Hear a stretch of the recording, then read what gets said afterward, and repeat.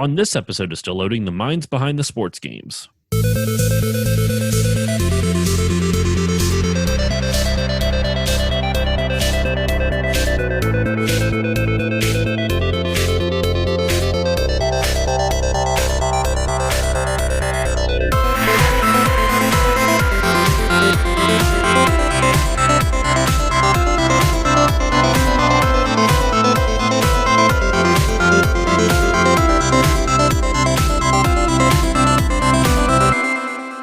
Hello, everyone, and welcome to this new episode of the Still Loading podcast. I am your host, Josh Koval, and today on the show, it is the first episode of the new year. It is, I don't even know what date it's going to be coming out on, but I know it's the first episode in January that I'm doing. 2020 is behind us, even though I'm recording this in 2020, but we're getting the year off on the right foot. We are talking about the games that are based off my favorite sport, NHL. We're talking about ice hockey. I was about to say Vice hockey games. That's not a thing. That would be a lot of fun. I know, right? And Miami Vice plus hockey.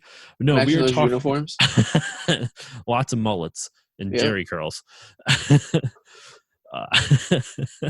No, we are talking about ice hockey video games. And joining me, returning guest, Patrick Hickey Jr., the author of The Minds Behind the Sports Games, which we'll be talking about later on in the episode.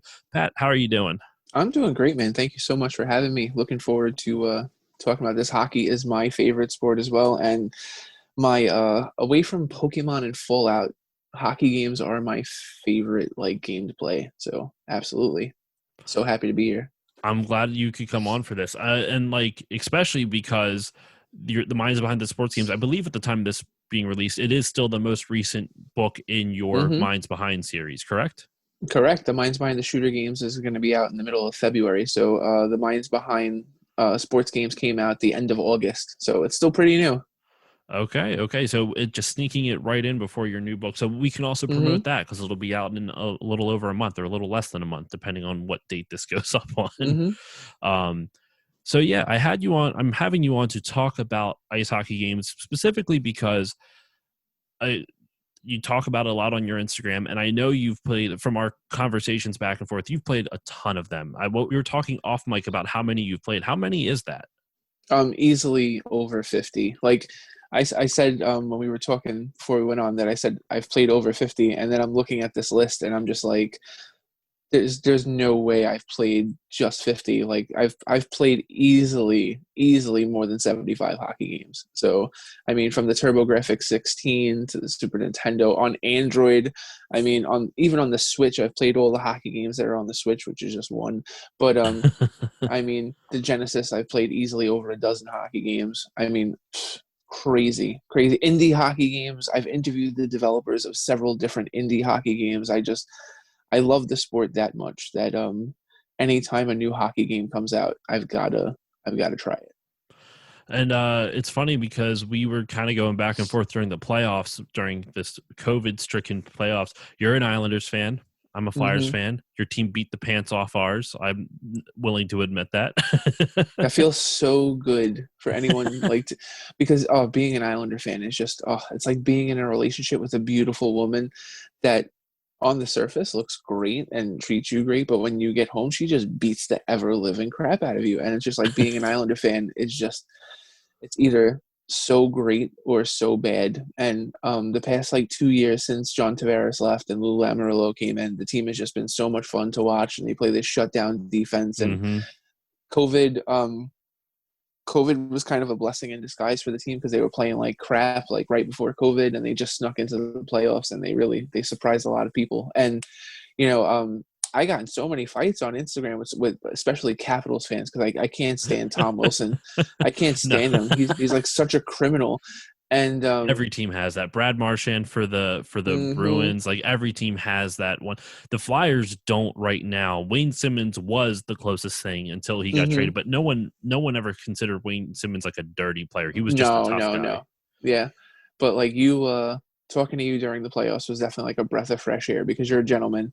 So it was, we had constructive conversation back and forth. So that was good. No rubbing in anyone's faces or anything like that. That's the way it's supposed to be. So yeah, I was happy talking hockey with you. I'm probably the worst sports fan in the sense that I don't like to argue with people. Like I'll debate, like I like Yeah. debating, but Mhm. I don't like getting mad at somebody over a sports team. It just doesn't Yeah. make any sense to me. I'll be There's honest, so many I've other gotten reasons mad to at get in a people fight with on. somebody. Sorry, what? There's so many other reasons to get in a fight with somebody or No, be mad right? at somebody, you know? And it's just like I don't know. I love hockey too much. There was a dude who I met. I was playing like just a pickup game at a park like 2 summers ago or something like that. And he's a Crosby fan, and Flyers and Penguins, specifically Crosby, Yeah. Mhm. doesn't mesh well. Yeah. And so, but he was a cool guy. I'm like, I'm not going to give this kid shit. Like, why would I give it? Like, my beef's with Crosby, not with Mhm. not with this kid. And Yeah. also, like, even like this is going to be controversial to say for Flyers fans, but Crosby doesn't deserve all the hate he gets anymore. I could understand, like, seeing clips of how he used to be, like, where he would like start fights and then run away and then like Mhm. just be really shitty in general. All right, Yeah. you can have that, but he's still arguably the best player next to Connor McDavid in the league right now. Yeah, he's grown up a lot. Oh yeah. It still felt good when the Islanders swept him 2 years ago, though. That felt Oh, I was rooting for you guys.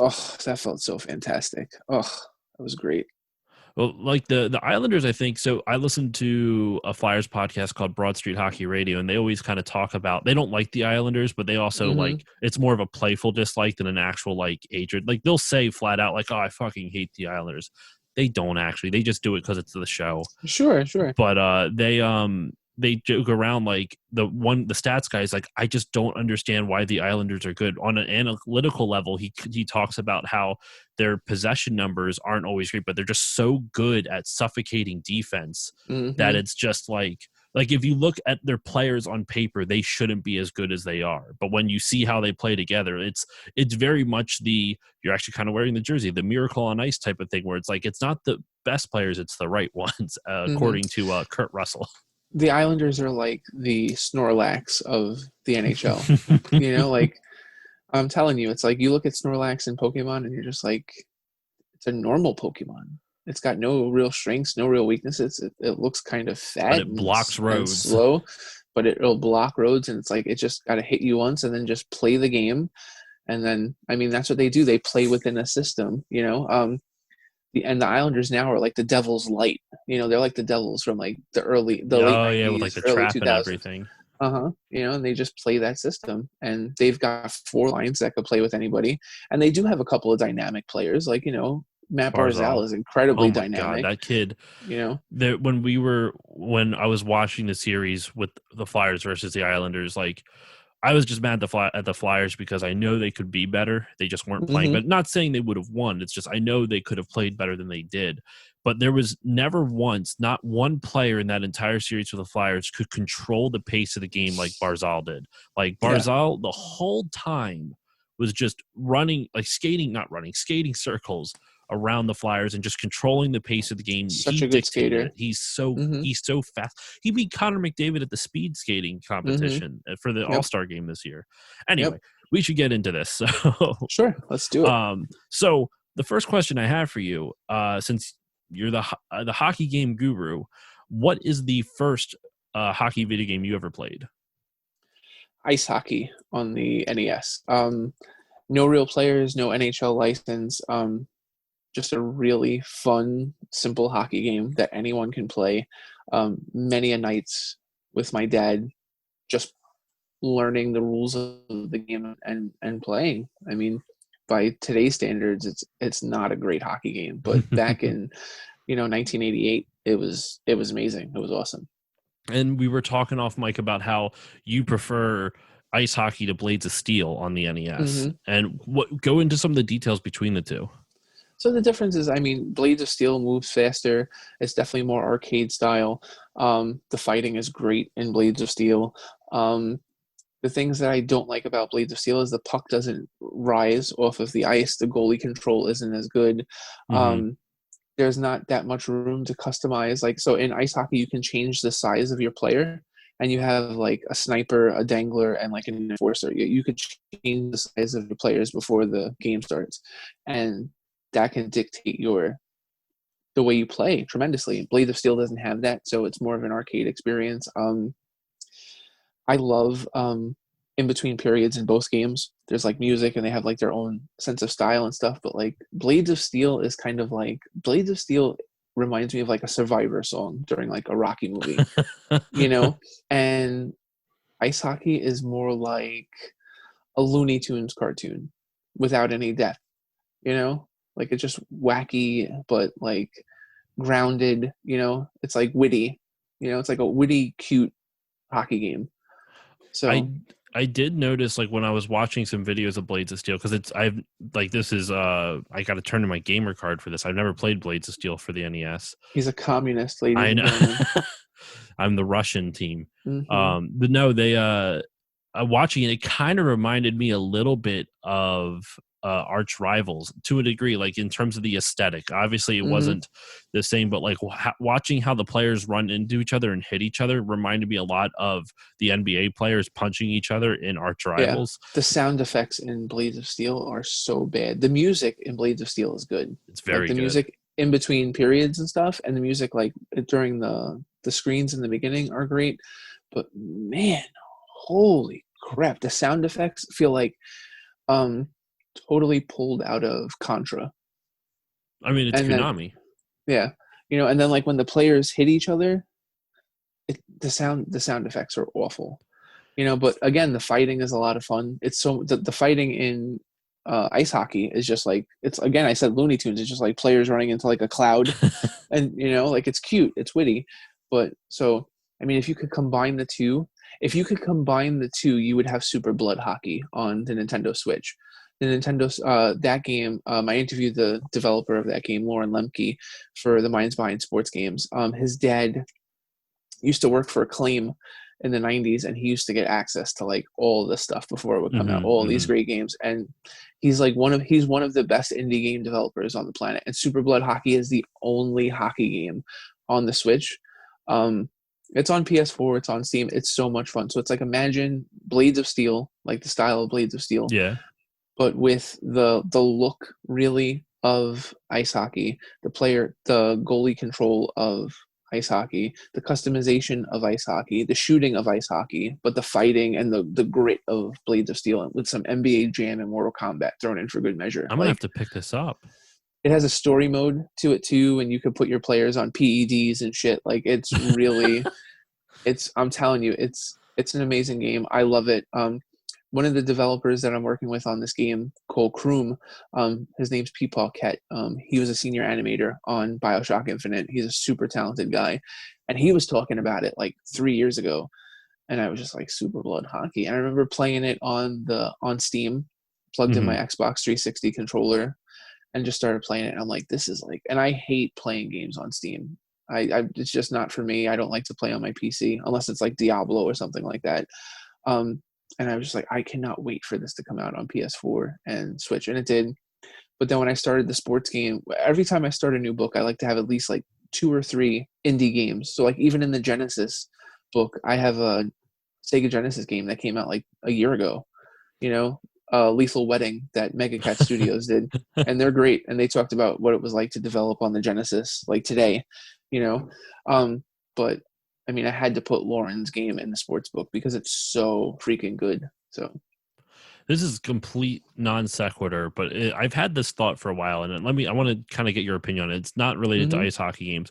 Do you Sure. think there would ever be a market for someone to create a new 16-bit cartridge-based console? Like it's not a Super Nintendo, not a Genesis. You make your own the Hickey box. Well, that sounds gross, actually. Never Yeah. mind. I mean, well, depending on what you're looking for, I should say. Yeah. But if you were to like, do you think there, do you think there would be a way that someone could make a new game console like that? It's funny because in the minds behind the Sega Genesis games, I can't get Hickey Box out of my head now. Um, the minds behind the Sega Genesis games, I interviewed the producer of the NHL games. He also did Madden. He also did NFL 95 and NFL 98. Michael Brook, amazing guy. And he talks about how, from a gameplay point of view, that the games on the Genesis can still hold their own weight with games on the PS4. The only difference is the games on the PS4 have better graphics. He was like, and at first I was kind of like, stop. stop. But as he kept talking, he's talking about, okay, he's like, the last games that we did, like NFL 98, NHL 98, he goes, you could create players, you could have a season, you could trade players. He goes, you could keep the game current.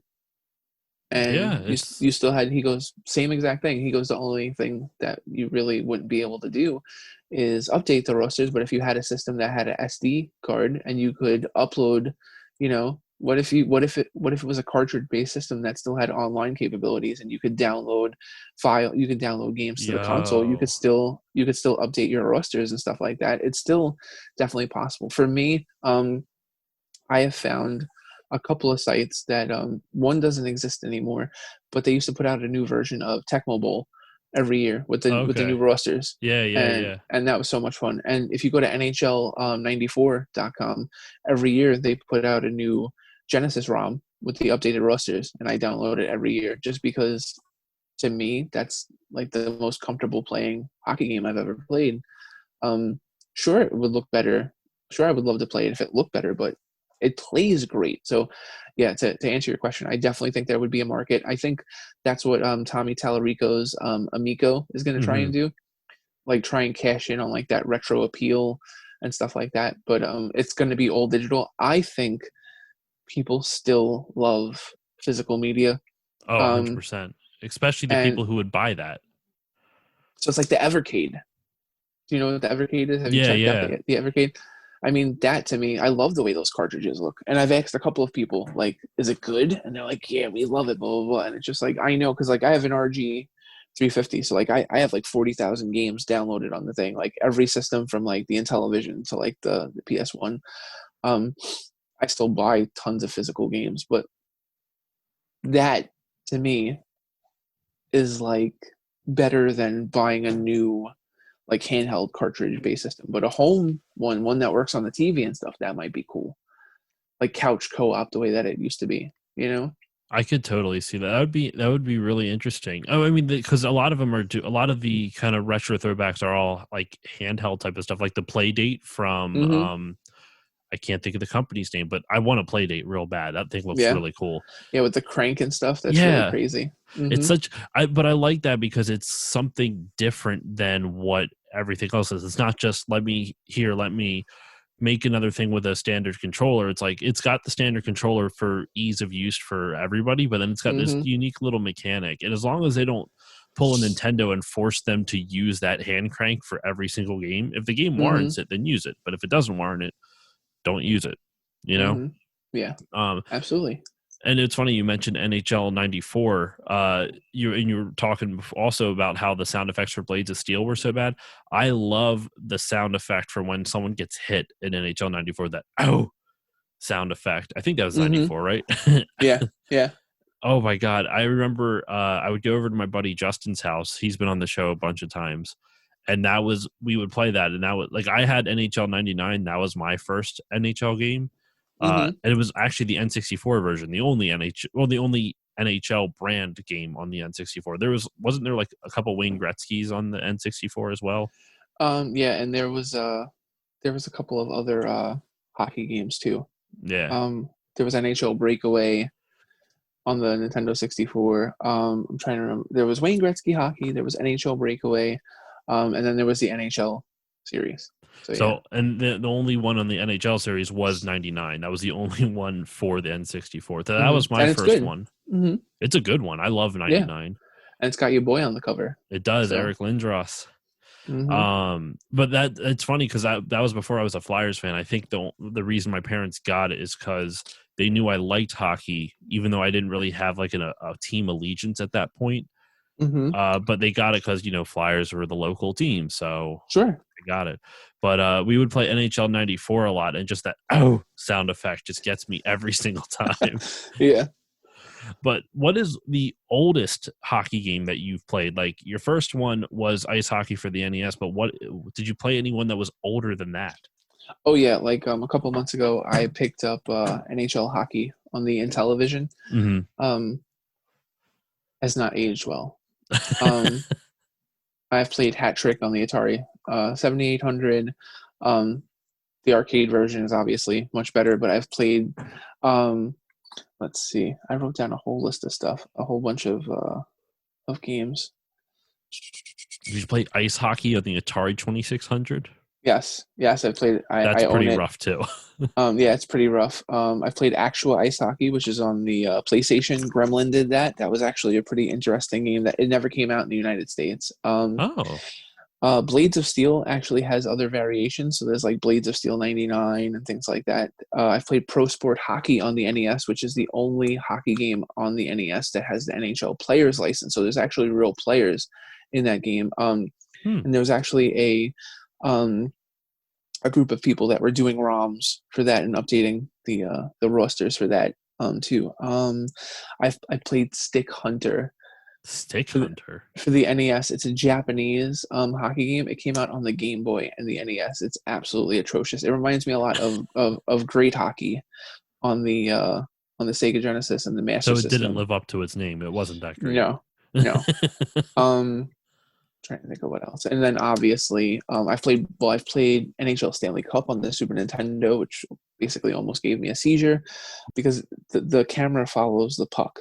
So it's just like Oh, if you have the puck, the camera stays right behind the player. It's really rough on the eyes. It's a lot of fun, but it's really rough on the eyes. Trying to think of what else. So yeah, NHL Stanley Cup. Hit the Ice is awful. Hit the Ice is kind of like Blades of Steel mixed with arch rivals. I could never get into it. So many people liked it. There's actually a really fun hockey game on the TurboGrafx 16. I'm trying to remember the name. TV Sport Hockey, I'm pretty sure it's called. And I really like that. I played that a lot. NHL Face-Off series on the PlayStation, such a great series. I love those games on the PlayStation. They didn't have the same amount of success on the PlayStation 2, and after a couple of versions, they were done. But I mean, I've interviewed the creator Craig Broadbooks about several of his games, and they had a leg up because NHL didn't come out the first year on the PlayStation, so they were the only hockey game on the PlayStation. So they kind of rode that for like 4 or 5 years, and they just kept getting better. They were the first hockey game that had polygonal characters, so okay. they didn't have sprites anymore. So yeah, and of course NHL 2K, the 2K series was freaking amazing. So then So what would be some of the big differences? Because a lot of those were competing hockey franchises at the time. You had EA's NHL series.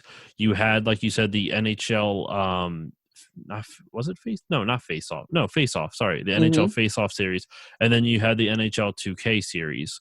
What were some of the big different what I mean, was Breakaway also something? Wow, there's so yes, many different ones. Breakaway was pretty good. This is the thing. Breakaway was okay.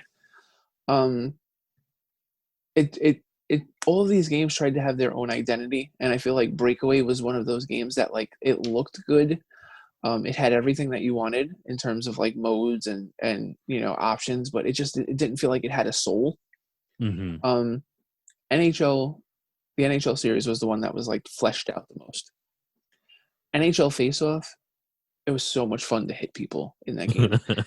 It had the best slap shot animation. Like when you scored on a slap shot, it felt like you took the slap shot. Like, and this is before DualShock controllers. Like they nailed that slap shot animation. Like in Face Off 98, 99 and stuff, but even in the older ones and when they were sprite based. NHL Face Off also had a feature called icon passing. So Okay. what icon passing allows you to do was pass to any player on the ice.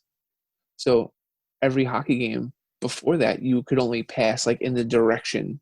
You press the pass button, and you'd hope that the puck would go to the player that you were trying to Yeah. pass to, because sometimes you'd want it to go to like the guy that was in front of you, but you passed to the left when you wanted to pass to like the upper left, you know.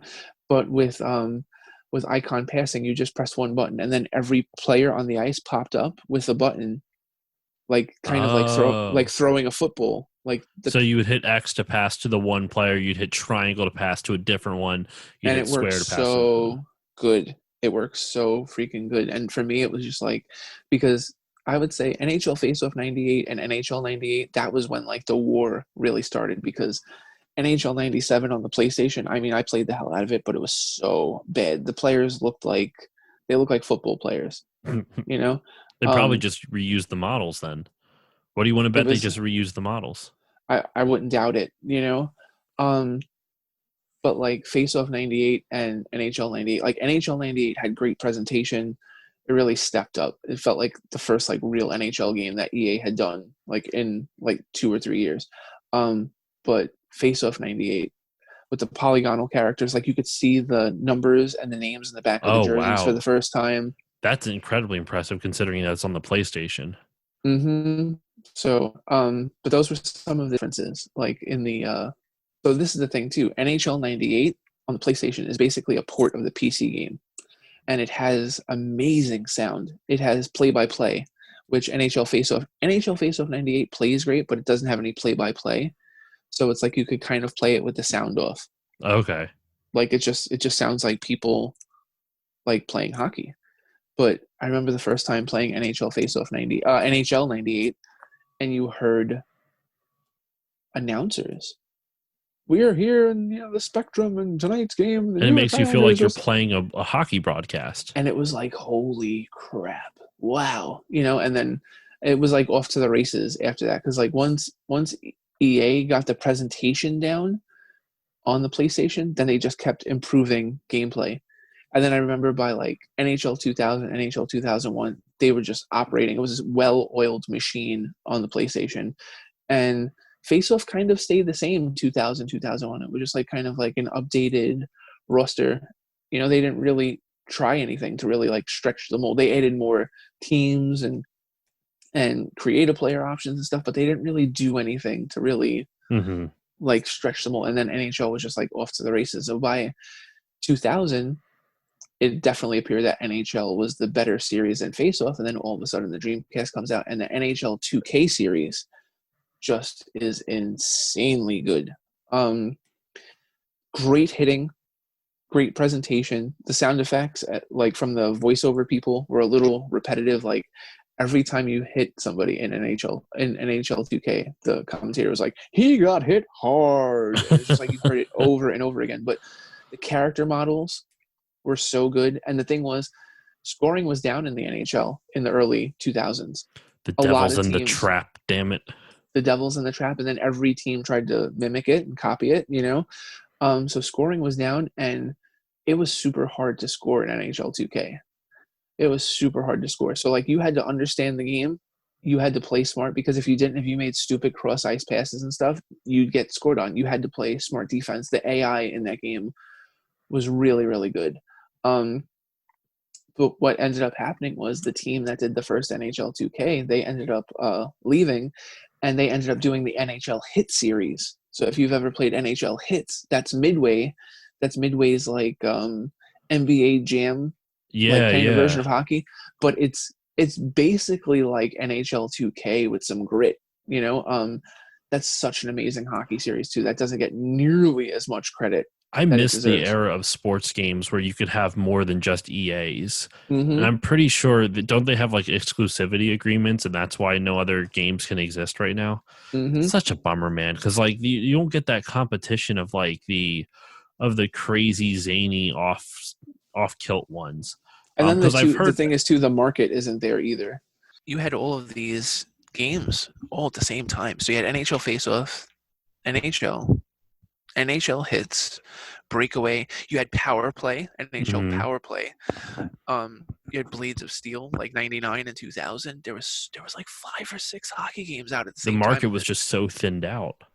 and they No, were no, all go ahead. unique in their own way.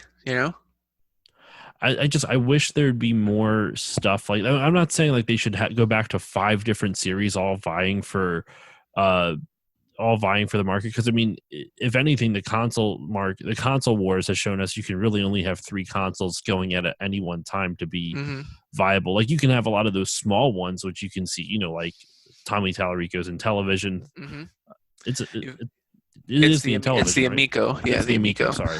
But I mean, you also have the Atari VCS coming out in March. Mm-hmm. Um, that I'm telling you, I mean, I speak to developers all the time, and some people are getting excited about it. There's going to be a couple of really cool, unique games on that. So, will there be a hockey game? I don't know, but I mean, I've definitely seen some sexy top-down shooters for the Atari VCS. I'm So, hoping that it does well, because the concept of an all digital system I don't really like.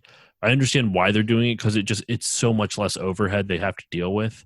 mm-hmm, So I get why they're doing it, but like the price tag for it just was so prohibitive to me. That's why I didn't back it. It was so expensive, and I couldn't commit to that much money to a memory, essentially. Like, oh, this everyone remembers Atari, so let's buy in because we all remember Atari. I hope it does well. Like, I honestly do. That's not me shitting all over it. I mm-hmm, don't. It's the same thing with the Amico too, where it's like, especially those controllers look so weird to me. But I like that they're trying something different. Like, I mm-hmm. will not criticize that until I play it. You know what I mean? Like, I can't say that it's going to be a bad idea until it comes out. So hopefully it does well, because I would love to see something a little bit different, like this new little niche digital only market that shows up. Like, I forget how much those were. I think they were a couple hundred though for either one of those, right? Yeah, I get worried too. I mean, when I hear like about the Amico and the VCS, I want them to succeed, but I keep going to like the Ouya and all those other Yeah. systems. That like I mean the Ouya had Towerfall, and that was like the only thing it had. I mean, name another game on the Ouya. I didn't even know Towerfall was an Ouya exclusive. Mm-hmm. I That's how bad. I mean, I was excited for the Ouya too. I didn't back it because I didn't have disposable income at the time. That was Mm-hmm. not when I could actually have afforded it. But I liked the idea of it, and like the promise of it. Like, they were making an ergonomic controller, and they were working with developers and all this other stuff. It was a really cool idea, and it had some real legs on it, and it just kind of fell apart. Yeah, there was the Play Jam, the Game Stick. I mean, there were so many of them. Oh, it's crazy. And you know why they didn't succeed, Josh? Why? Because they didn't have a hockey game. I was waiting for it. I was waiting I for mean, it. that's kind of like to me, it's so funny that like I mean, I love my Nintendo Switch, but I'm just like Super Blood Hockey is so good. I literally play it like 2 or 3 times a week. Um, it's like my go-to game in between like Animal Crossing and like Outer Worlds and stuff like that. But I'm just like PlayStation Vita didn't have a hockey game. You know, That's what it is. But like the the Virtual Boy 3DS, didn't have a did hockey game. did the 3DS have a hockey game? Um, Not that I know of. I don't even think Backyard Hockey came out on it. That's the cool thing. The DS didn't have a hockey game. The Game Boy Advance though had NHL 2002, and it Really? actually ran. Yeah, it ran basically like it was an enhanced version of NHL 96 with updated rosters. And I can't find it anywhere, but I want it and I need it really bad because I own every single NHL game ever, like from every year. I may not own it like on every console, but I own an NHL game that was released every year since it started, like in '92.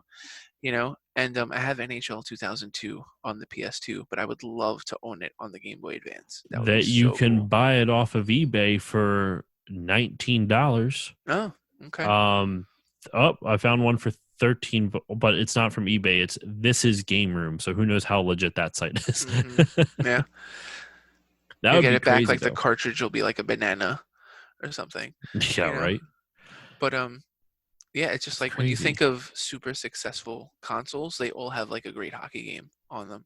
It's so funny. Supposedly NHL Hits was also on the Game Boy Advance. Yes, NHL Hits 2003 on the Game Boy Advance is so. If I could curse now, like over and over and over again, it's so good. NHL Hits 2003, like You can swear on the podcast. You don't have to worry about that. it was so fucking good. Like I remember playing it. Um, I had my Game Boy Advance my first year in college, so I was playing a lot of like Pokemon Fire Red, a lot of Advance Wars. But NHL Hits 2003, so freaking good, and that plays like Blades of Steel, but that plays the way Blades of Steel should have played. It's so much faster. The sound effects are better. That's an awesome game. That is an awesome I love and handheld hockey game. I love that they had Chris Pronger as the cover player on I this one. always loved Chris Pronger, but I remember at the NHL like celebrity All-Star hockey game when he just like nailed Bieber. He I was just like, I slammed him love you up into so the much. And glass. he had this big smile on his face. Oh, he loved it. He was I'm so like, I into love it. this man. Hmm. Because Pronger, he doesn't give two shits about Bieber. Oh yeah, oh yeah.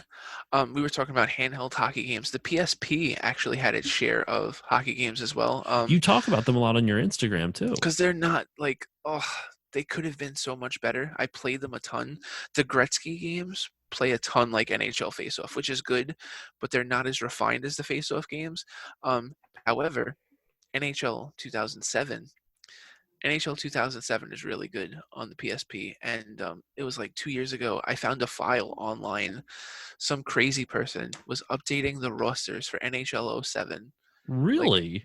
this was like 2018, and Did he up. did you Mhm. try to reach out to him? No, no, I didn't. I just downloaded the file. I want to find that guy and get him on the podcast. So like, Hmm. why are you doing this specifically? Like, and what's even crazier is like, don't get me wrong, the PSP was relatively popular, but it's not like the thing you're going to think about in 2018. Let me update the roster for NHL '07 on the PSP. Like, The work that went into this was ridiculous because, like, if you're an NHL fan, you know that you could edit players, like you could change their names and stuff. So, like, 11 years later, there's not many players that are still in the game.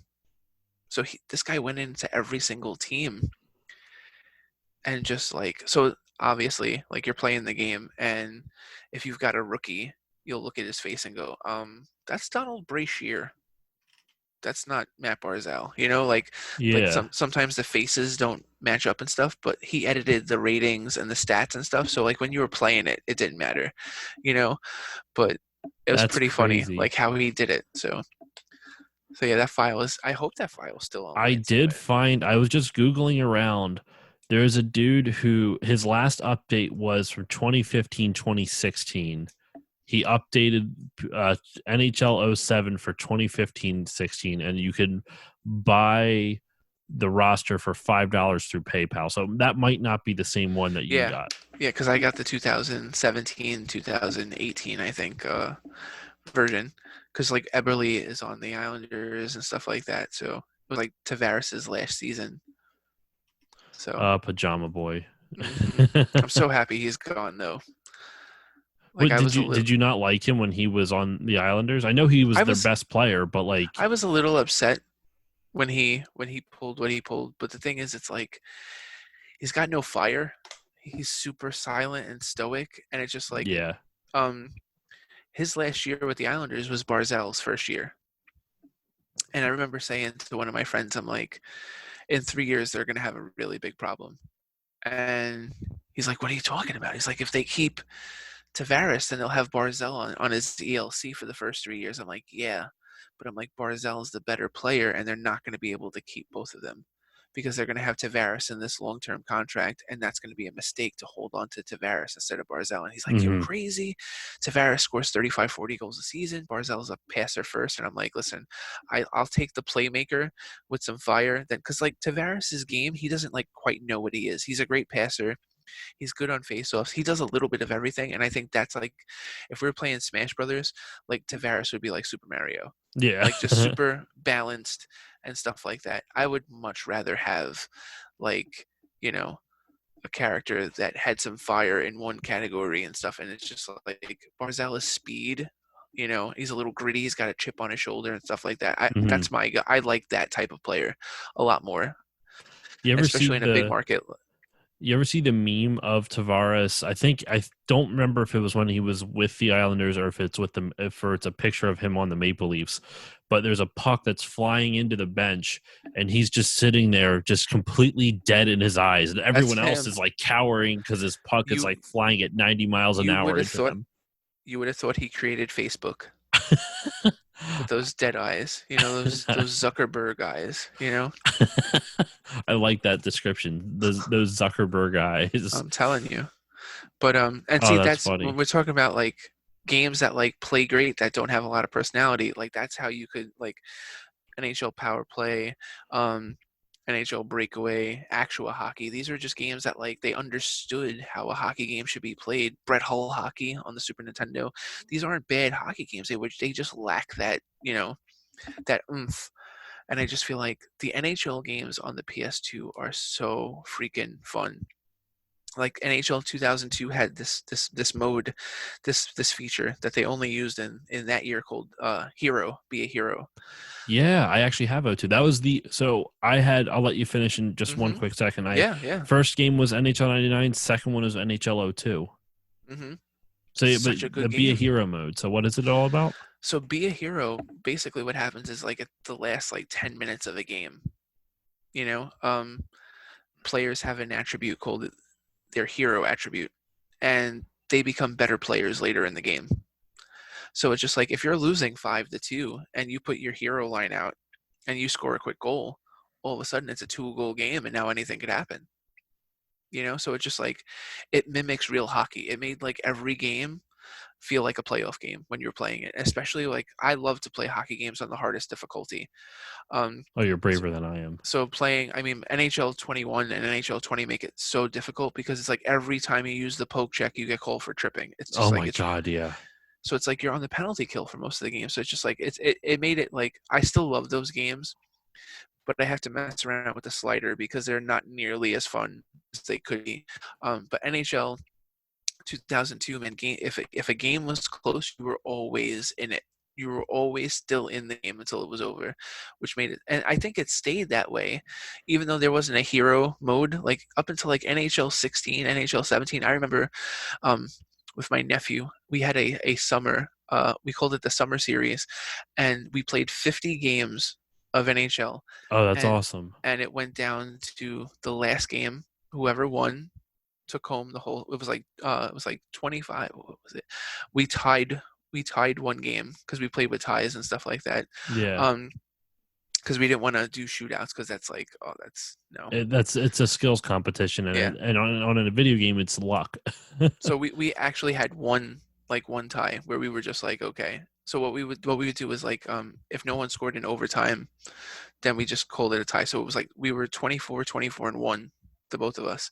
So went into the last game and we were on vacation in Virginia, and we knew that like this wasn't going to go into a shootout, that we had to continue playing. So we ended up like restarting the game like 2 or 3 times. It was like 5-5 through like 9 periods, and then I ended up scoring on a one-timer with Calvin DeHaan, out of all people, But it was just like we knew the way each other played so well that like we're talking like 4 hours we were playing, and That's you can't. wild. The games aren't. They're not like as good anymore. The past like 2 or 3 years, they're beautiful. There's tons of options and stuff. The alumni mode stuff is really cool, but I feel like the gameplay, there's something missing. And see, speaking to Michael Brook again, the producer of like the original NHL hockey, Hmm. NHLPA 93, NHL 94, 95, he's just like, when you're fine tuning a game, if you change like one or two attributes, you could change gameplay entirely. So like case in point, NHL 95, people either love it or they hate it. The people that love it, they love it because it's a lot faster. The game moves a lot faster. Um, the hardcore fans that love NHL 94, they like that enforcers skate like shit. That they skate super slow, and that like only like the Matt Barzals on your team were like the speedsters, and everyone else kind of Yeah, like yeah. So that's something happened in the NHL series from like 18 to 21 where a couple of like little sliders have been messed with, and the games aren't as fun as they used to be. They're still great, but they're more like a 7 out of 10 instead of the, like 9 out of 10 that they used to be. I really liked NHL 19 a lot. That was the one that I kind of got back into the series with. And then I Mhm.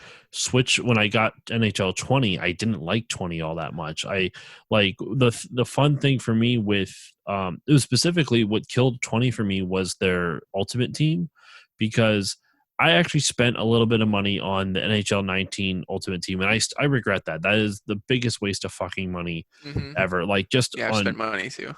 I'm so mad at myself for doing it, but like Mhm. I enjoyed it enough that it suckered me in. Sure. 20 I and the reason I it did though was because you still had a way to get cards for your ultimate team. For those who don't know how ultimate team works in the new NHL games. Essentially, you just think of it like a deck of cards, and you literally get cards that you win cards. And each card is usually a different player. It could be even a different version of the player. You could get like you might have your Matt Barzal, the normal one, and then you have Matt Barzal like the pro version, and it's like gold, and it's got, his stats are elevated.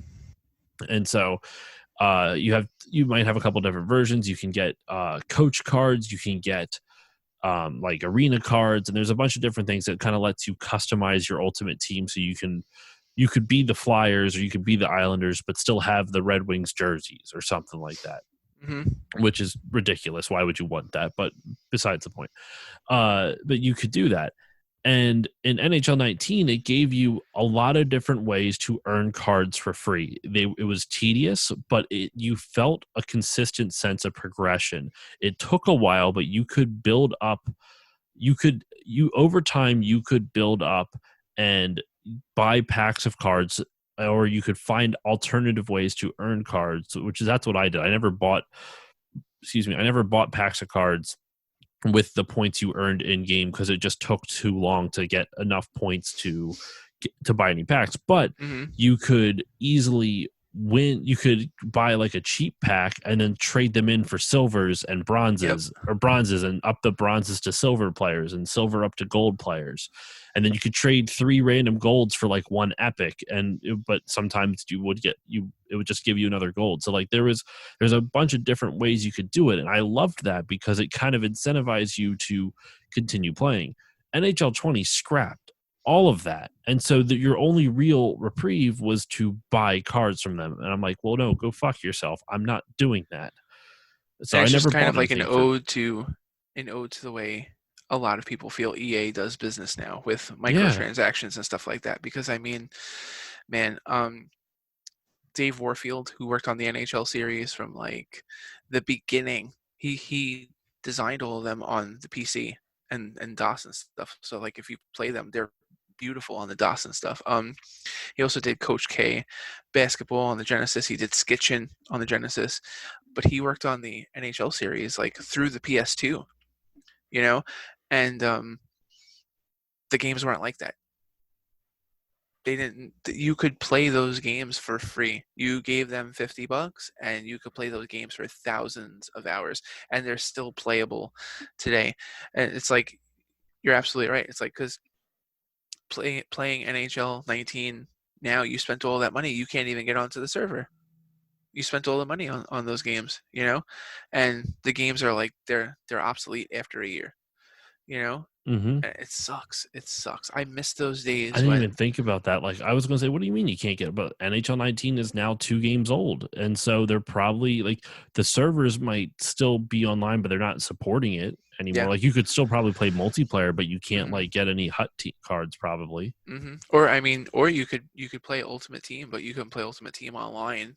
And you might be able to access your cards that you had, but you definitely wouldn't be able to buy new ones. And that's the thing too, those cards, and this is the thing we didn't discuss, those cards expire. Do they really? Some of them do, I know. Some of them do. Like they have like a certain amount of games you could play with each card. Some of them even have timers where it's not even necessarily a number of games. It's like you have a week with this card, and it's like it's all just it's the whole thing. I know EA especially is fighting it in Europe right now. They're getting hit with litigation about gambling practices, and I'm honestly kind of here for it because it's like it is like you're paying money for a complete random chance of a non-physical product. Granted, you're not. It's just even worse because it's not like you have a chance to earn actual money. So it's just kind of like, I don't know. I don't mind the card packs. I don't even mind you paying for the card packs. I think it's just when they make it so prohibitively difficult to get the card packs outside of paying is where I have an issue with it. Like, it's a great game that you can pay to do better in, but that you have plenty of options for the free version. Pokemon Go. Pokemon Go, there's so much you can do with the free version. It takes a while to get some of the stuff that you could just buy, but the game itself is like, it's meant to be so casual that it doesn't matter. It's only if you sit down and go gung ho about it that you're going to get impatient. But like NHL, it's not meant to be that casual. Like it can be if you do pickup games. Yeah. That's why I've resorted to just the create your own player modes, which are still fun. Actually, you know what? Complaint about NHL 20's create your own player modes. The I always loved in Madden when you created your own player. I would always create myself because I want to feel like I'm in the game, and I want all that praise. Damn it! The Madden news quote unquote, like all the different tweets that you see from NFL reporters and stuff like that. They were really good. They made you feel like you were an actual football player. You're like, oh my god, Koval just broke all these records and ran for 300 yards in a game as a running back or something like that. And in NHL, it's like, oh, Koval scored a goal, and that's it. Like it's so I don't know who does the writing for their news, their fake news people that they put on there. Fake news is not the best term anymore, but It's all good. It's all gravy. but it's but it I remember playing NHL 19. I'm like, this is so much more disappointing. Madden 13 had better like news reporters that would hype you up after you had a good game. It's just like sometimes they don't even mention you. You could score 6 goals in a game and it'll be like they won't even talk about you. See, I would love for the NHL games to have like kind of like that 2K story, like written by like Spike Lee or something like that. Like add some flavor. And see, that's the thing too. Oh my God, I'll tell you something that I haven't told many people. I've had so many like I work on games. I do voiceover on games. I've done a lot of writing on a bunch of games. Um, I would love one day to do do an indie hockey game that is just all like junior hockey and like minor league hockey because it's such a different style of hockey. It's like Mm-hmm. totally like it's blood and guts sometimes in your face, but like in the style of that Rob Lowe movie, Youngblood, if you've ever Mm-hmm. seen it before. And it's just this like badass 80s movie where it's just like fighting, hot chicks, good music, and it's just like that's what I feel like a hockey game needs. And I feel like what they try and do now, especially with a lot of the hockey games that come out now, with the NHL games, they try and make them so vanilla because they want to try and cater to as many people as possible. They try to make him a sim. But the thing is, it's just like if you watch hockey, you're like somebody that plays Dungeons and Dragons. You are special. You think differently about sports. You're different from somebody that watches basketball. You're different from somebody that watches baseball. You're different from somebody that watches golf. Like the games need to be catered more to people that actually love the sport. And it's just like you need more punk music in hockey games. You need to see a lot of these players have tattoos. Like when they cut the cameras into like the locker room and stuff like that. Like Ryan Malone used to be like covered in tattoos. Like they need to show shots Look at like like that. Ryan Reeves for the They Golden Knights. they need to show guys taking their dentures out of their mouths and stuff like Oh that. Like yeah. they need to get so much more like hockey in hockey. I think that's one of the problems. I think so if we go through the history of hockey games really quick, some of the big like gameplay improvements. You have the ability to control the goalie in ice hockey, Yeah. even though it's moving, and Blades of Steel, even though it's moving side to side, being able to control it. The puck lifting off the ice in hockey is a huge gameplay improvement. Being able to change the size of your players and stuff like that, that's some customization. That's huge. The one timer in NHL 94 changed hockey games forever. Then you have icon passing, which was like 3 years later in NHL Faceoff. Mm-hmm. Then like 2 years later, you have NHL Faceoff 98 and NHL 98 that have full polygonal players. That changed the game. NHL 98 also, you have the presentation changes. You have play-by-play announcing. The next year, Faceoff 99 had it. That's a huge gameplay I improvement. love the play-by-play from NHL 99. I can never get out of my head the like if you do a body check on someone, it's like northbound on a southbound freeway. Look So out! good. So I good, missed I missed the color commentary. It's timeless. NHL 2002, you have the hero mode, which kind of like made close games, because close games in any other sport are so different. Because basketball, when it gets close, time stops. Timeout. Oh, bring the ball all the way down to the other court. Oh, foul him. Oh, free throws. The game slows down so much in basketball. Baseball is already slow as shit. Yeah. Football slows down a lot in close games too. Timeout. In hockey, that doesn't happen. So what happens is everybody gets like a meth addict, and when there's like a minute left in a hockey game, It's a everyone. good point. And the thing is, in NHL 2002, they really nailed that, you know. Um, but then you have NHL 2K that really adopted the play style of the NHL at that time. That was a major gameplay improvement. In between 2002 and 2008, you don't have a lot of gameplay improvement. You have refining of what they already had, which was great. But it wasn't until 2008 that you have the skill stick. The skill stick changed the NHL games entirely, and that's using the right analog stick to. That took me so long to get used to, man. Like Mhm, I hated that at first. I'm like, mhm, why can't I just hit square to shoot and X to mhm. pass or whatever, you know? I I mean, it's like I still play retro hockey. I play retro hockey games every day, but I love the skill stick. When I first started using it, I loved it. I remember I got the Red Ring of Death for my 360, so I had to return it, and I had to return it back to Microsoft. So I had like a month where I had to wait, and I loved the NHL 2K series, but after I played the skill stick, I was like, yeah, I can't go back to 2K. I was done. So I ended up buying NHL 2008 on the PS2 and used a skill stick on that. So I was just like, it immediately converted me, you know. So, but since 2008, we're talking 13 games. They've added the defensive skill stick, which isn't nearly as innovative. And It's it's not nearly annoying. as fun to use. It's not nearly as fun to use. They had first person fighting for a little while. That didn't work. But there hasn't been a major gameplay innovation in a hockey game that changed the way the game played for the better in 12 years. It's all minor improvements. I mean, and I would say that probably the closest thing they've done is not necessarily change the gameplay, but changed modes. Like the threes mode is probably the biggest thing that's been done, which is cool, but it's not Mm-hmm. necessarily changing the gameplay. It's just changing. It's taking the gameplay and putting it in a different scenario, just a different combat scenario, for lack of a better Mm-hmm. term. So And like we talked about this before too, yeah, how I mean ultimate hockey is awesome. The ultimate hockey mode is great. And I mean we could think of that as maybe like a major gameplay innovation, but that's a mode. You know, it's like to Call of Duty Zombies. You know, hmm it's another mode. It doesn't change. Like no one buys Call of Duty just for Call of Duty Zombies. If they do, they're an idiot.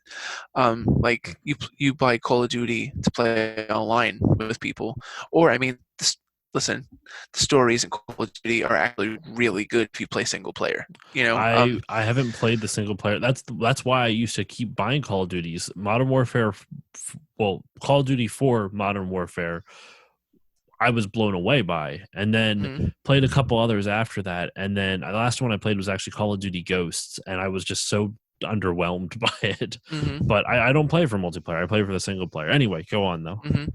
So, but it's just like again, they've added some really cool modes to NHL games over the years. But like, how have they refined the gameplay experience in a way that like they're adding something new to the pot that makes it even better than it was before? You know, it's just like you got to stop putting pickles on the cheeseburger after a while and try something different. You know? I don't know. I really like pickles as Me long as too. they're dill.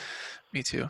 But I think the only thing I can think that they've added, and it's not changing the gameplay, it's just once again it's a tweak, is the like they kind of refined how players skate. They made the skating more realistic. Like I they love look that. more realistic Hmm. when they skate Hmm.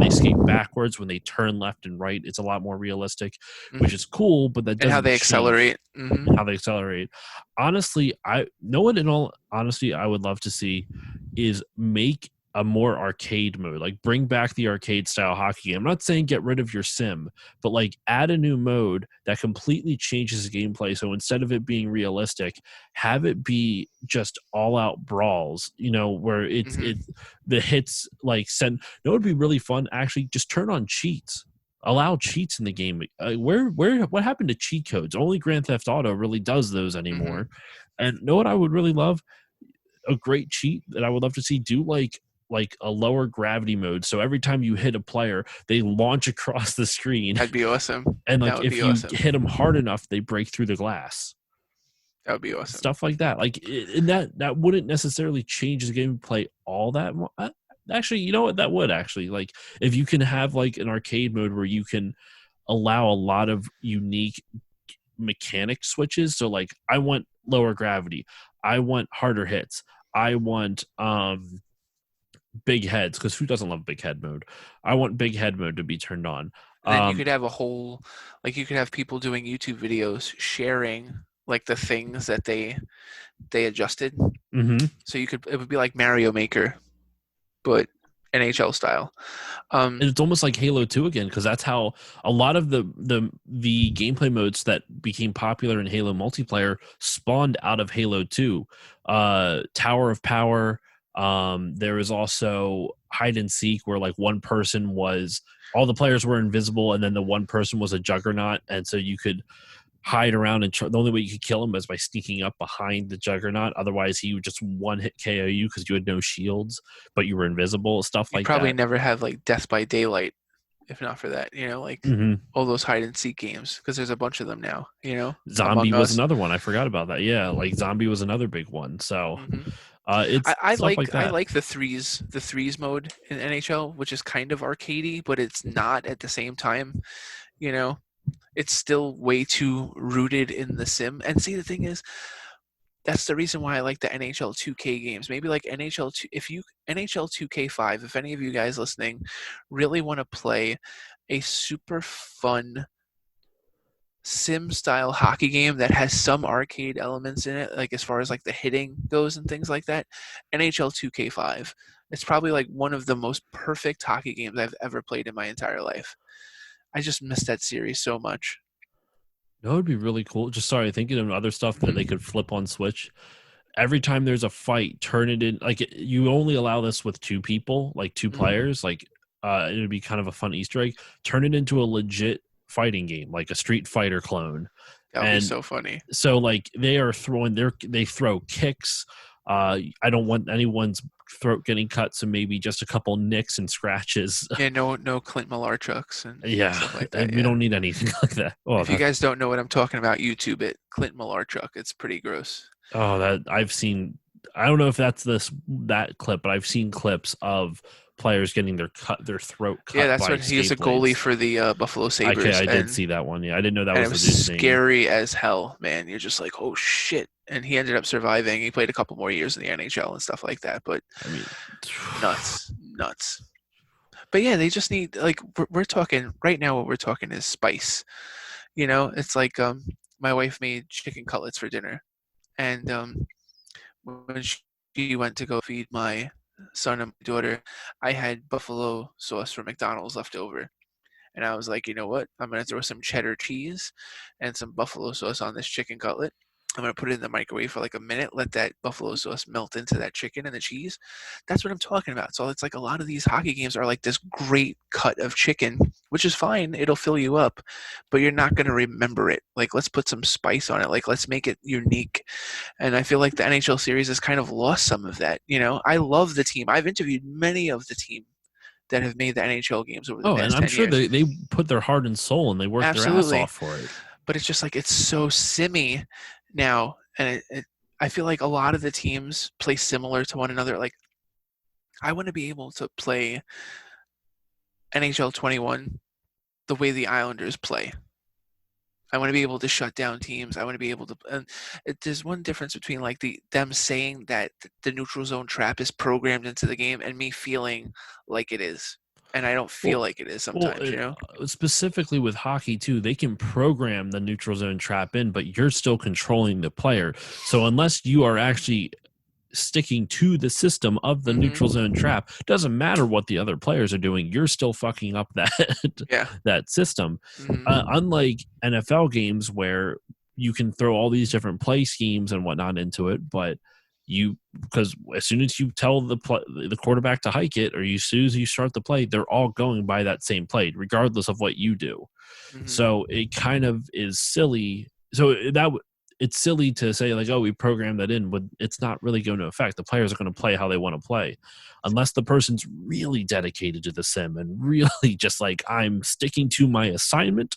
I am not going off script. See, like I've thought about this before, and it's just like if you're playing with a team that like employs like the neutral zone trap or the left wing lock and stuff like that, and you're just kind of like going rogue, why can't your controller vibrate? Why can't you hear the Yeah, that's a good coach? idea. Why can't you hear the coach yelling at you? So like after you give up the puck, the coach calls the player off the ice and then he gets benched. You know, to like to teach the player how to play within the system of each Especially team. with Like, the PS5 controller because it's got the little speaker. yep, it would totally work. And these are the things that I would like want to see. Like if you're gonna sim, go sim to the point where like you're because I'm all about like I'm a college professor for 15 years. I'm all about like education. So it's like hockey games are great because they cater to people that really love the game, but then they cater to like everybody. So you could have an arcade mode that just like anybody could jump in and you could have big head mode and stuff like that. But then you should also be able to this is the thing. They're so simmy, but they're not teaching the player anything. It's just like throwing the rules in your face. It's like playing chess against someone that's really good that just keeps beating you over and over and just doesn't explain to you what you're doing wrong. They You know? did have something. I actually watched a YouTube video. You ever heard of a YouTuber named Coach Jeremy? Mm-hmm. He actually reviewed one of the NHL games and how it could be beneficial to players, to young players trying to learn. And he said it was beneficial to a degree, but he Mm-hmm. did also kind of point out some of the stuff that you were saying. But I think that specifically is beneficial not in the gameplay aspects, but in the tutorial aspects. Like those Mm-hmm. players, the young players could learn from the game's his tutorials because that's where it breaks down all the rules of hockey and all the Mm-hmm. different Mm-hmm. And you've got all the strategies. different colors and like when you pass the puck and I mean the tutorial is huge in NHL 21. Like if you keep all of the options on when you're playing and it's telling you the best passing lanes and stuff like that, but who wants to play like that? That's why I think the PS5 controller, um, the haptic technology and the speaker and stuff like that, it could kind of You could do some cool stuff with that. Just and make sure clear they up the like, HUD.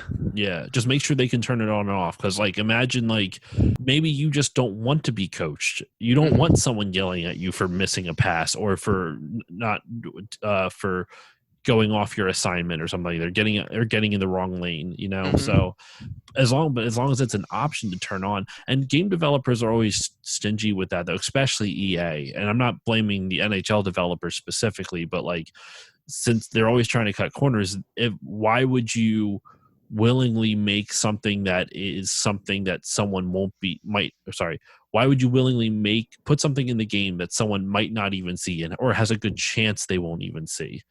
And it's so um hard too. I mean, like these yearly development cycles, like you're working so much off of the last year's game.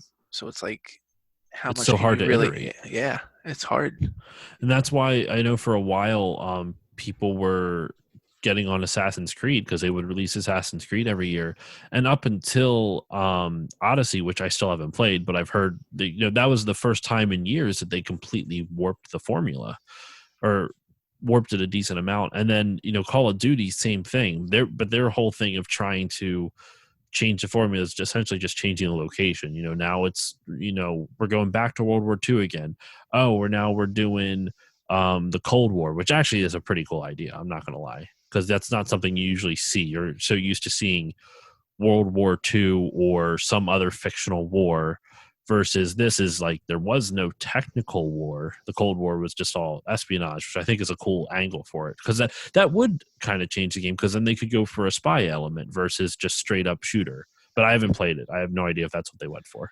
I feel like the only time you're really gonna get like massive gameplay innovation is when you see like a huge dip in sales. And I feel like the NHL series has been so steady, like around like the 400,000 mark. That's like usually like what they sell.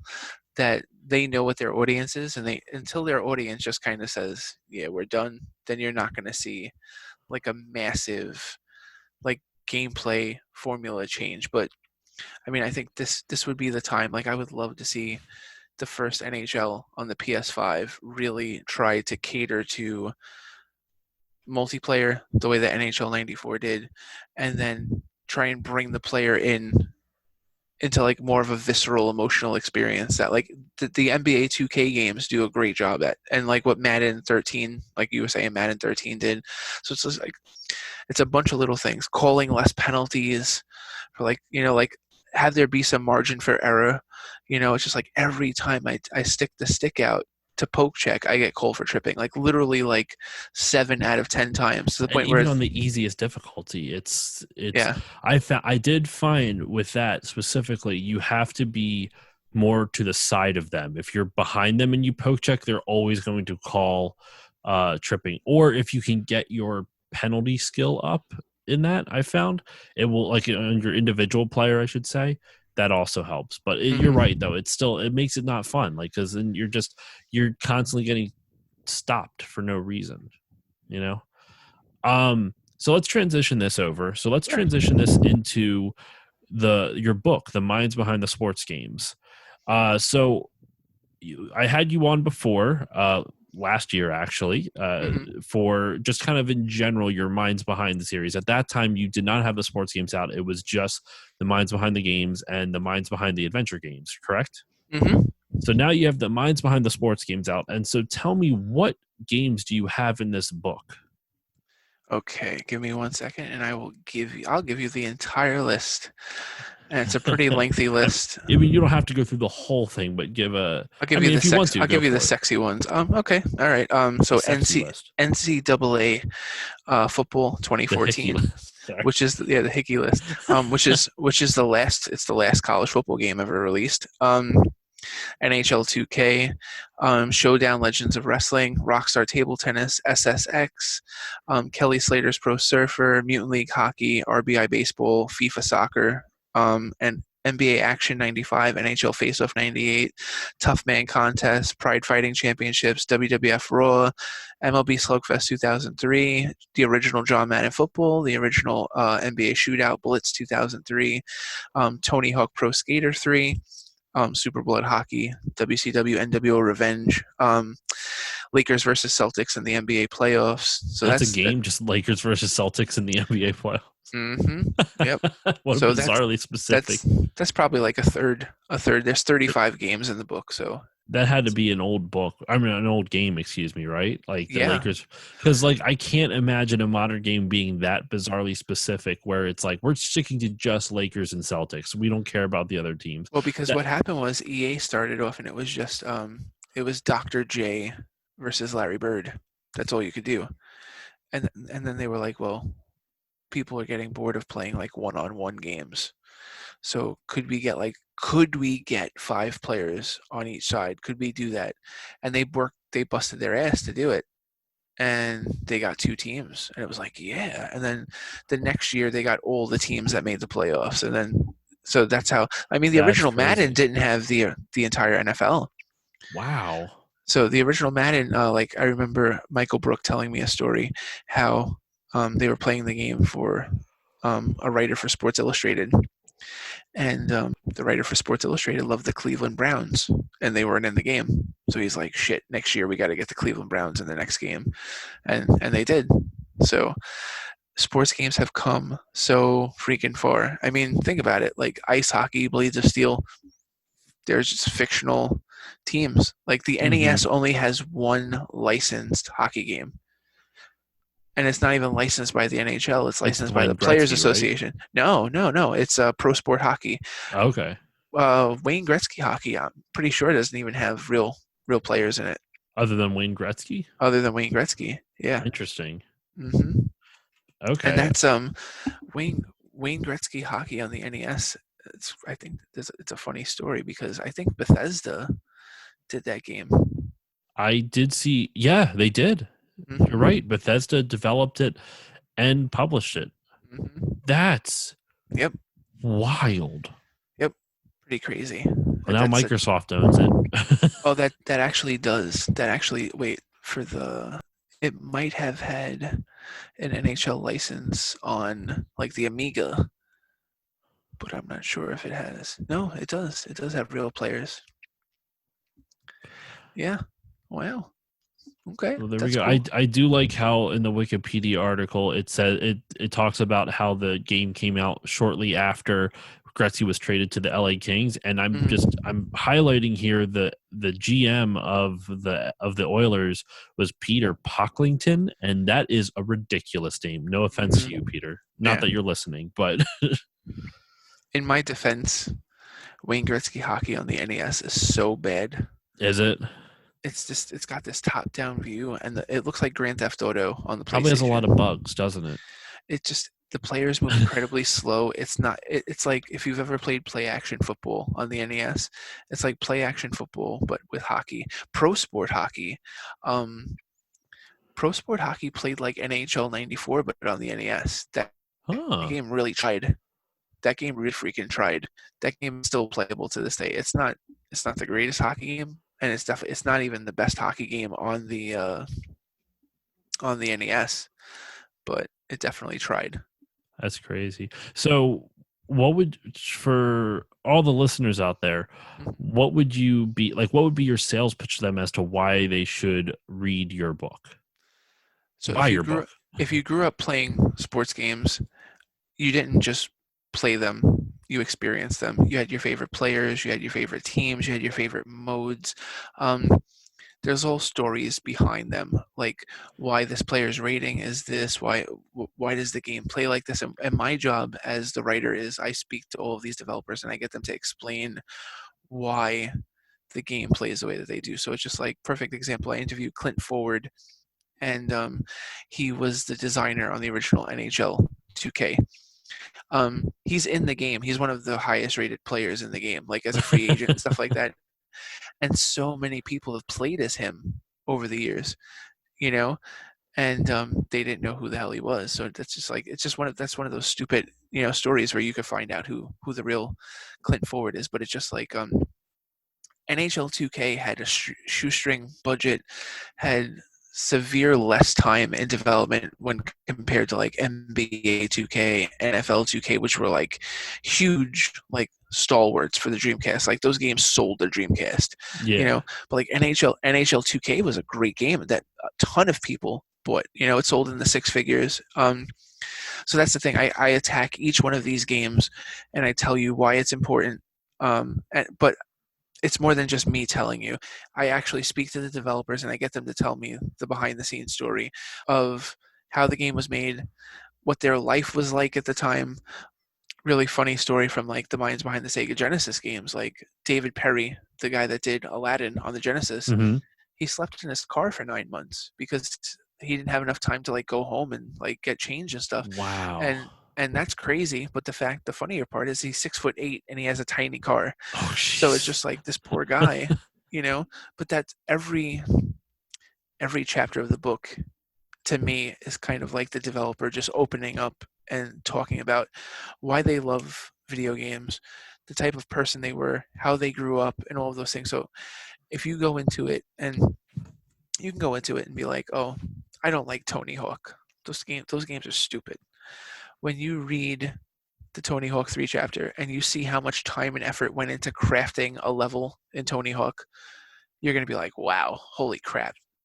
So that's the whole point. It's to get you to appreciate your favorite games in a way that you never thought you could, and to get you to understand games that you didn't necessarily like.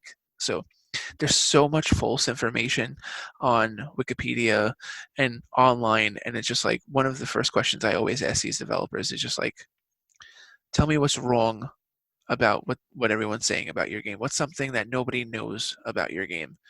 And I was on a podcast a couple of weeks ago. The Vulgar Burrito podcast. They're great. They're awesome guys. Hmm. And Dave Nichols, he's like a huge Night Trap fan. And he was like, Pat, he goes, I read the first book. And he goes, when I saw Night Trap, he goes, I don't know if I'm going to find out more than I already know. So he goes, so I read it. And he goes, when I was finished, he's like, holy shit.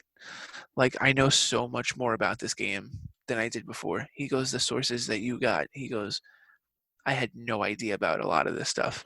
I reference that chapter to other people when I talk about your book too. That specific about how the developer of one of the developers, the guy that you interviewed, I forget his name, Hmm. but what's his name for the Night Trap interview? Well, there's three that I interviewed. So The guy who lost his girlfriend. Rob Fulop.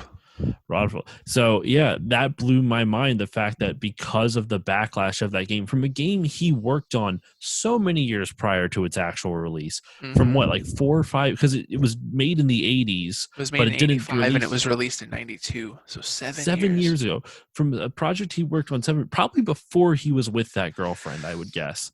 So Um, imagine if like Cyberpunk comes out in like 2027. yeah, You know, I mean, it like practically took 7 years for them to develop it yeah, that's anyway. true. That's true. But But it's just like yeah, like that, and that's the whole thing. It's just like I try and explain to people, like I try and put things into context because it's so easy for us to be like, oh, like EA, they're a bunch of. And I've heard I hang out in video game stores. I hear people all the time. I'm sick of EA. They fucking suck. Blah, blah, blah. And I'm just like, do you have any idea, like the the people that importance. found, yeah, and the people that founded EA. Trip Hawkins and you got Dave Warfield in Canada. You got so many people, you know, playing massive, massive roles in games. It's like the FIFA chapter in the Minds Behind Sports games. Jules Burt and his buddy, they created the prototype and for FIFA, for what became FIFA. And EA loved it and they're like, listen, this is what we're gonna do. We're gonna buy this prototype from you and we're gonna finish it. Oh wow, And it was just like, wait, we don't get to finish it? And they're like, no, no, no, we're gonna give it to like 20 people so this way they can bang it out and it'll be ready by like the end of the year or whatever. But here's your money, thank you. that's crazy. And they went on to do a kick-ass rugby game on the Genesis that used like the FIFA formula and stuff like that. But like that rugby game was like a European game. It's huge in Europe, but like in the United States, nobody knows it. Because rugby's not a popular sport in the States. Yeah. So I mean, that's all of these little stories. There's the story of how John Madden came to the Genesis. The Madden that everybody knows as the original John Madden, that's not a John Madden game. The original John Madden was on PC, Yeah, yeah. and it didn't sell well, and it put EA in a really bad situation. So Michael Brook and that team, they were doing like an Electronic Arts like arcade football game that reminded them a lot of Cyber Bowl and Tecmo Bowl. And they were like, yo, if we could put the Madden license on this, we could make a ton of money. This would like save us. So they went to John Madden and they're like, listen, we're going to kill your old franchise, but we're going to put your name on this. We want you to take a lesser royalty than we're giving you now because we just want you to know that game that your name is on, the original, which he called an abortion at one point. Madden called an abortion, or the developers? Madden called the original Madden an abortion because they couldn't get the right amount of players on the field and stuff like that. And it was just, yeah, he's like, this isn't football, this is an abortion. But then when he saw the original Madden on the Genesis, he was like, okay. So he took less of a royalty, and there you go. So it's just like that's only like one part of the Madden story. The original Madden isn't even a Madden game, and then like the things that EA was able to do to like control the competition during that time were some of the best business decisions ever made in the video game industry. So being able to tell those stories in the book is great. So like again, my sales pitch that went really long. You wouldn't go into a business to pitch it that way. But we're not a business here. This is listeners. They're looking for stories, and you're giving it to them. So stories, connecting to your favorite games in ways that you never thought before, and understanding games that you didn't like in ways that you never did before in an easily digestible, fun way. It's chapter based. You can read it your own leisure. You can skip around. It's a video game book for video game players that want to read. And for listeners who've been following me for a little bit, a couple month or so ago, I did an episode on video game history and preservation. And one of the three main tenets are physical, digital, and then the final one, contextual. And this is a lot of what Pat is doing here, is the contextual preservation of the games. It's not just the cartridge, or it's not just the disc, because once again, you can have that, but years later, you're not going to know what kind of impact it had on not just the society, but the developers around it. Like if you were to get the disc of Night Trap for the Sega CD all these years later, but you knew, and you had no other access to information about it. You wouldn't know about the legal bindings that went up with it. You wouldn't know about the stories of developers of, like we said, Ron lost his girlfriend because of this game. And it's just, this game caused so much turmoil is too strong a word, but it caused a lot of conversation. It caused a lot of conversation specifically in Congress, in the U.S. government. Mm-hmm. And Mortal Kombat was also part of it, but Night If Trap was. Enforcers, Doom, Primal Mhm. Rage. Mm-hmm. And it's just, you need to kind of have that context to have a better appreciation of the game, especially for everyone who likes video games. Obviously, if you're listening to this podcast, I'd assume you like them a decent amount. But contextual preservation, it's probably one of the, at least my favorite parts of video game history. Like, I mean, Pat, you can see it on the video. I'm a collector just like you. We have, we like to collect the physical media, but that's only one part of the story. You can Sure. know a game in and out, but you're never going to really realize everything that happened to it or happened behind the scenes to it. See, and that's the argument that I have with people, that because I've had people flat out tell me, well, I just play the games. And I'm like, but if you understand how they're made, and if you understand the people that made them, you'll be a better consumer. So, like, case in point, I have one follower on Instagram that's just basically like, I love Crash Bandicoot. I'll just play Crash Bandicoot because I like it. And I'm like, but every Crash Bandicoot game has a different team. So there may be a Crash Bandicoot that you like more than another, and those same developers on that game that you loved have probably gone on to create tons of other great games that you've never tried. So the more you know the people's names that make these games, the better a consumer you'll be, the more educated a gamer you'll be, and the more you'll appreciate the medium. So, like, I have a huge problem with this because the video game industry is the highest grossing form of pop culture in the entire world. Yep. But we don't know enough about the people that make these games. So if I say, name 5 movie directors off the top of your head, you could easily do it. You could easily do it. If name 5 amazing singers, you could totally do it. Yeah, we mentioned this one you were on last time. Like, unless, with the exception of Shigeru Miyamoto and Hideo Kojima, most other people won't really be able to name another game director. Mm-hmm. Yep. And Miyamoto doesn't even direct games anymore. It's scary. It's scary that, like, people will spend hundreds of hours playing something and know so little about it. And, like, as a college professor, I mean, that scares the bejesus out of me. But then as a gamer, as somebody that really cares about the medium, it scares me even more. So it's just like, it's become a huge sticking point for me. It's become kind of like my legacy as a writer to help preserve the industry. Yeah. But yeah, so for listeners out there, you should definitely go check out Pat's book, not just the minds behind the sports games, but also the minds behind the games, the minds behind the adventure games, and then his future books coming out. Is Shooter the next one coming out, did you say? Yeah, so the minds behind the Shooter games is probably going to be out in February, and then after that we have the minds behind the Sega Genesis games, which is already finished. I've sent it in. I'm going to be sending it in to my publisher shortly. Then the minds behind the Sony PlayStation games, which is pretty close to being finished, and then I have a new project that I'm not ready to announce yet, but it's another console-based minds behind the games, and I'm super excited about the games I've gotten so far for it. So where yeah. can everyone find your books? Where's the best place for them to pick them up? So this is the thing too. The best place, like, obviously, like, if you like games, you want to buy them, like, directly from the place. Yeah.